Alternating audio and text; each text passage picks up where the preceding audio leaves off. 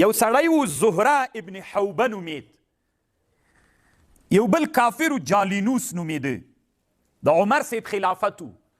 د زهره ابن حوبه د جالینوس پسې منډه کړله طالبانو، منډه یې کړه، مړ یې که. چې مړ یې که د ده کوم سلب د اسباب چې اغوستلي ول 75,000 دینارو اندازه قدر ته قیمت درلود. دومره لویه قرباني یې وکړله.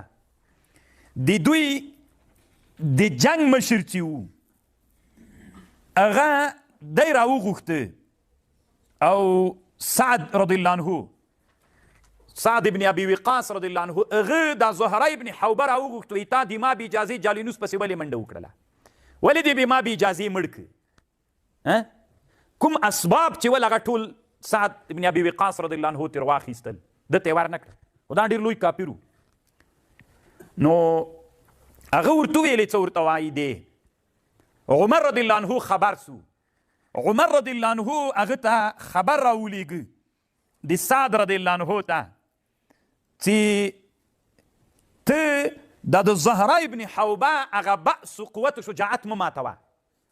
تا چې ده ته ویلي چې ولې خو جنګ و جنګ کې خو خود نو تا نه به څه اجازې زتې غواړي؟ جنګ لګیا ده، ته مازې په ده خپله سلطه پخوې او په ده باندې مازې خپل حکمونه منې، بیرته خپل اسباب ټول ورکه، د مجاهد زړه مه ماتوه، هغه بې شجاعته کوه مه. څومره ښه علمي خبر ده چې څوک بدوي ژوند والا سړی وي، یو څوک شجاع وي، ډېر حکمونه ورباندې کول د هغه زړه ماتوي، هغه شجاعت یې ختمیږي. دا که نه طالبانو همداسې اوس ډېر چونکې د حداري په ژوند کې حکمونه ډېر وي، د بدوي په ژوند کې که څه تیز موټر سایکل بیا څوک نه درته وایي چې په کراره ځه، که نه؟ که هر څه د بدوي په ژوند کې کوي څوک څه نه درته وایي، نو هلته سړی شجاع وي. حکمونه چیرته ډېر وي؟ اول حکم دا ده که نه چې پاټک ته چې ور ورسېدې ترافیک به درته وایي چې په کراره ځه، هغه راوباسه اسناد دي. موټر اسناد لري، دې نه خو به تېر سي، بیا به د مجاهدینو چک پاینټ ولاړ هغه لري د وسلې د ګرځولو، ټول حکمونه سو ته به یې په ځان باندې منې. بیا همداسې پسې راځه، داسې به کوې، هغسې به کوې، دغسې به کوې، هغسې به کوې، دې کې به دې ما نه مجبوره غوښتلې وله، د چاپه دې چا اچولې، ولې دې په خپل سر باندې اچولې ده. دومره ډېر حکمونه دلته د حداري، که هلته کله دومره ډېر حکمونه ول، دلته به هر څه شي کوې، داسې به کوې، هغسې به کوې، حکمونه ډېر سي. نو دغه حکمونه سړي نه څوک بیایي، بأس قوت شجاعت د سړي نه بیایي. خبر باندې پوه شولې؟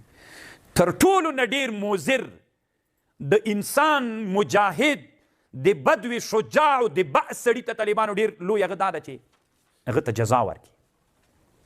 کله د بدوي د ژوند سړی چې حداري ژوند ته راغی او دا حکم نه یې که لږ نافرماني کړي که ډېرې کړي، نو هغه چې ته راخلې جزا ورکړي، دی بیخي طالبانو بأس و قوت و شجاعت ختموي. تجربه یې کوي، که نه؟ داسې تجربه کوي طالبانو، له هغه خلکو سره لیدنه وکړي چې د بدوي د ژوند خلک راغلل حداري په زندانونو کې پراته سول، یې وخت تېر کړي، یا یې عقوبت و جزا ورکړه، یې خالي سلاک یا یو بل یو بل. طالبانو سخت بې زړه سول، دومره بې زړه سول که نه چې تر حد نه ډېر، که نه؟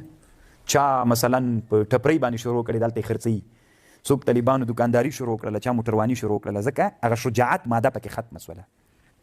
تاسې اوس په خبرو پوه شولې دي، ما په خبر طالبانو. علامه ابن خلدون وی ولهذا نجد المتوحشین من العرب اهل البدو اشد بأسا.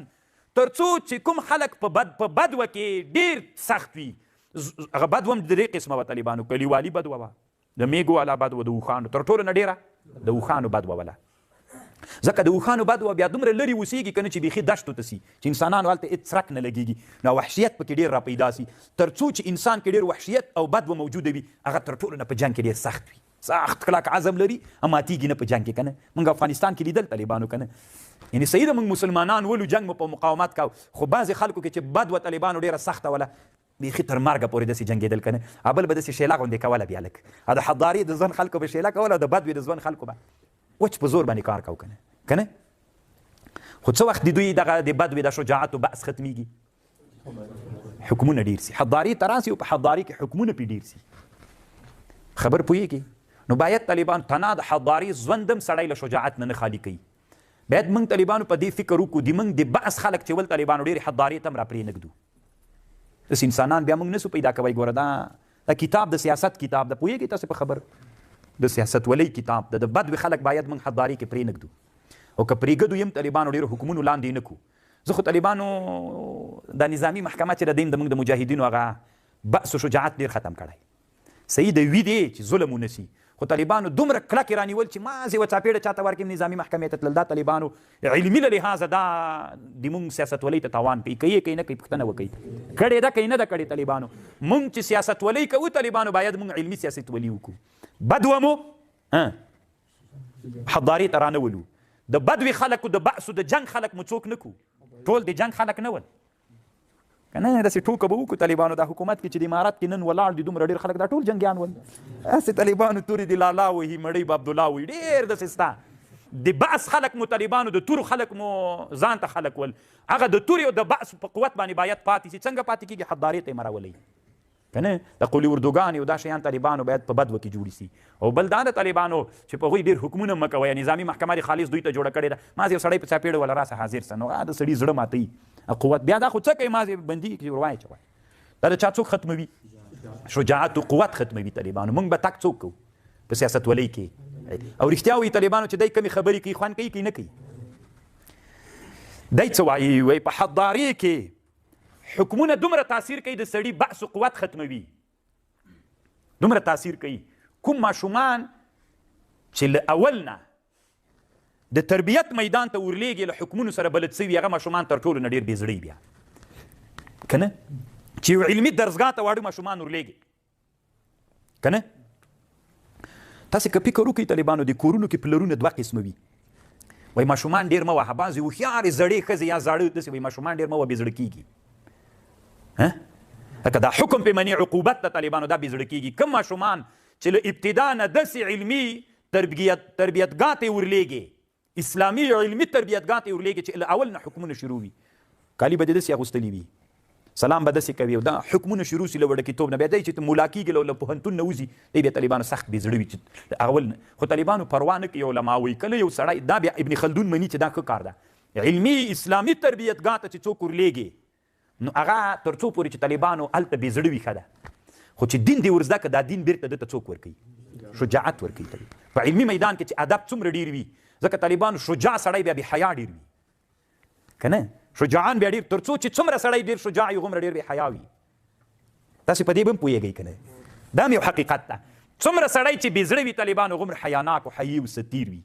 نو په علمي میدان کې چې سړی بې حیا وي ښه ده، که حیادار وي ښه ده. حیادار وي ښه ده چې استاد سره د کتاب سره دغه علمي ماحول سره ادب وکړي. که ته وایې بیا یو بل تاوان دلته پیدا کېږي چې دومره ډېر احکام په مدرسه کې عملي کوي. مثلا اوس طالبه دروازې په خوله کې د هغه مه اچوه که نه، هغلته یې ویسه چې شمره خالي کې دلته یې واچوي که نه. او داس رواخلې د کوټې مخکې وکړي. دا ټول احکام دې مه یې کوه. خو دا که تا بې زړه کوي تا ته ادب درښیي، تا مؤدب کوي.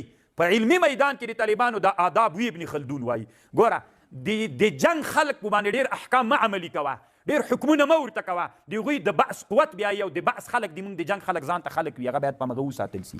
اما په تعلیمي درسګاه کې په علمي میدان کې باید څنګه وي؟ هلته تر څو چې مؤدب وي طالبانو ښه د ادب ورکړل سوي. که ته وایې شجاعت یې ختمیږي بیا د علمي خلکو، نه، هلته چې ته دین ورښیې بیرته سړي کې څوک پیدا کوي. کما رأیناه فی طلبة مدارسنا، د موږ د مدرسو طالبانو کې الحمدلله څومره ادب موجود و که نه و؟ سته که نسته طالبانو له نورو علمي درسګاهو سره د موږ د علمي درسګاه ځمکه او اسمان فرق ده. د موږ دیني درسګاهو شاګردان د استاذ دومره ادب کوي له نوره نه، ځکه دلته احکام ډېر دي ورته که نه. خو بیا تر ټولو نه شجاعان هم ډېر دي. د ابن خلدون خبره مو ومنله که نه؟ تر ټولو نه ډېر شجاعان هم دا ول په امریکایي اشغال کې هم خلکو ته ور معلومه کړله سوه که نه. که ته وایې ډېر احکام د سړي څوک ختموي؟ دا قانون زه نه منم. زه وایم دا قانون دوه خبرې دي. دا قانون د بأس خلکو ته مه کوه په حکومت ولۍ کې. څه وایي ابن خلدون؟ فقد تبین ان احکام السلطانیه والتعلیمیه مفسده للبأس. د جنګ قوت په حکومت ولۍ کې هلته دا ډېر حکمونه د مجاهدینو د جنګ د خلکو قوت ختموي، هغه جذبه هغه شجاعت یې له بینه وړي. اما په علمي میدان کې خصوصا چې اسلامي تعلیمي درسګاوې وي نو هلته تر څو پورې چې احکام ډېر وي هغه مؤدب لویږي. که ته وایې شجاعت یې له منځه ځي، نه شجاعت یې له منځه ځي. هلته دین ته ورښیې بیرته، دین بیرته ده ته شجاعت ورکوي. رښتیا شوه که نه؟ موږ او تاسې ولیدله تر موږ نه څوک ډېر مؤدب ول طالبان. او بل شجاعت خو هم تاسې ولیده طالبانو که نه؟ کما لا یخفا عن ملل العالم الحاضر. د نننۍ دنیا پرون مې طالبانو یو عکس ولیده د حماس مجاهدینو یوه ځان ته مستقله کتیبه ده دلګۍ هلته پې لیکلي ول حفاظ د قرآن دې کې هېڅوک نه پرېږدي چې هغه خلک پرېږدي چې حافظان د قرآن وي په دې دلګۍ کې نور نه پرېږدي پکې که نه نو بیا احکامو سره هم برابر وي حیا او ستیر و مؤدب هم وي سره له هغې څوک هم ورسره وي شجاعت هم ورسره وي نو الله دې وکړي چې تاسې د ما په خبره پوه شوي که نه نو وړو ماشومانو سره به هم طالبانو ډېر کار نه لري کورونو کې بعضې خلک واړه ماشومان ډېر وهي تهدیدوي نه به یې کوي طالبانو دا علمي څوک ده دا وهل ډېر نه ورکوي طالبانو بې زړه کېږي انسان سره شجاعت هم یو ښه صفت ده که نه خو شجاعت چې بیخي اوج ته ورسېږي بې حیایي تر جوړېږي داسې حالت هم باید نه وي الله انسان معتدل پیدا کړی تاسو طالبانو چې یو کتاب ده طریقه محمدیه نومیږي هلته بحث کوي په دې باندې انسانان الله عز وجل چې پیدا کړي هر صفت کې به کمال ته نه رسېږي ځکه هر صفت کې چې کمال ته ورسېږي بیا طالبانو عوارض جانبي لري شجاعت چې انتها ته ورسېږي بې حیایي تر جوړېږي متوسط حالت به وي چې هم حیا ورسره وي طالبانو هم شجاعت ورسره وي که نه کبر څه معنا طالبانو په خلکو ډېر ځان جیګ بلل نو تواضع څه معنا ډېر ځان ټیټ بلل هم طالبانو که نه چې ځان ډېر ټیټ وبلې طالبانو دا هم بیا ځان ذلیل کوي او ډېر بې جیګ هم نه بلې طالبانو ډېر جیګوالی او ډېر ټیټوالی متوسط حالت باندې به وي دا خو یوه خبر سول انشاءالله تاسې به د ما په خبر پوه سوي